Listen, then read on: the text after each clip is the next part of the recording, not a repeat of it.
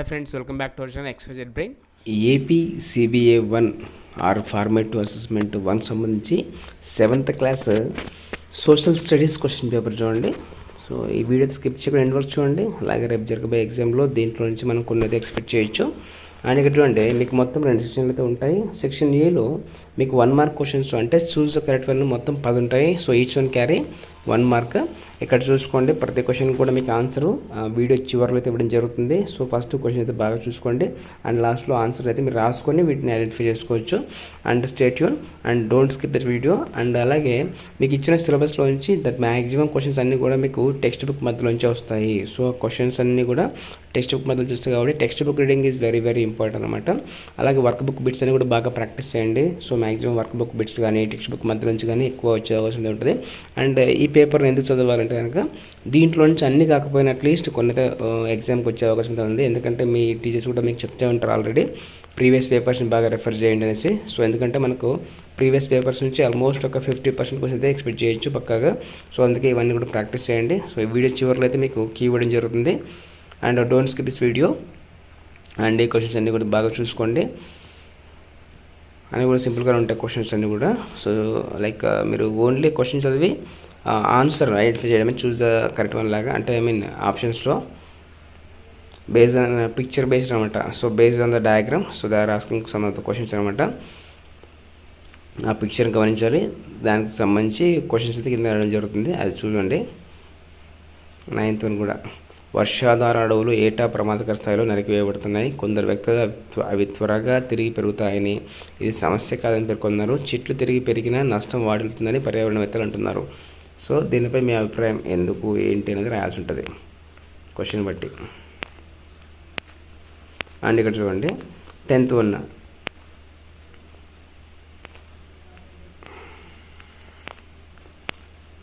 Information skills అనమాట. ఇక section below చూడండి, మొత్తం మీకు 5 క్వశ్చన్స్ ఉంటాయి. Each question carry 2 marks. 5 2 10 marks అనమాట.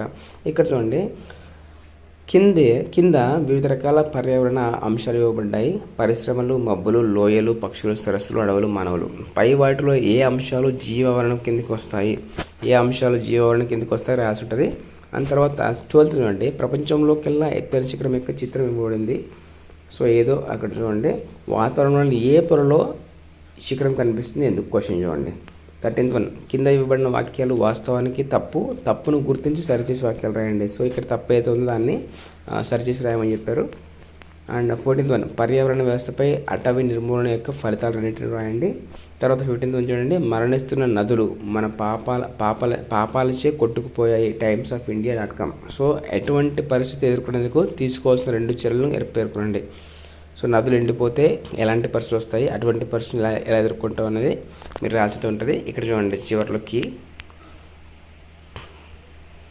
చూడండి కీ 7th క్లాస్ చూడండి.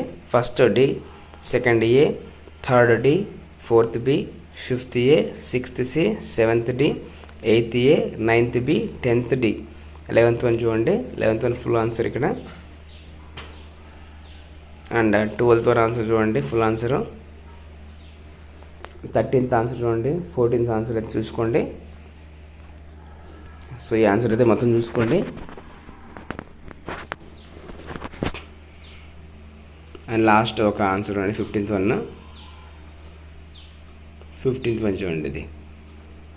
సో టోటల్ 7th క్లాస్ సంబంధించి క్వశ్చన్ పేపరు అండ్ విత్కి. సో మీరు స్క్రీన్ షాట్ తీసుకొని అయితే బాగా చదువుకునే ప్రయత్నం అయితే చేయండి. And stay tune for more updates and do subscribe and do like and comment share someone who needs one. And thank you so much for watching video.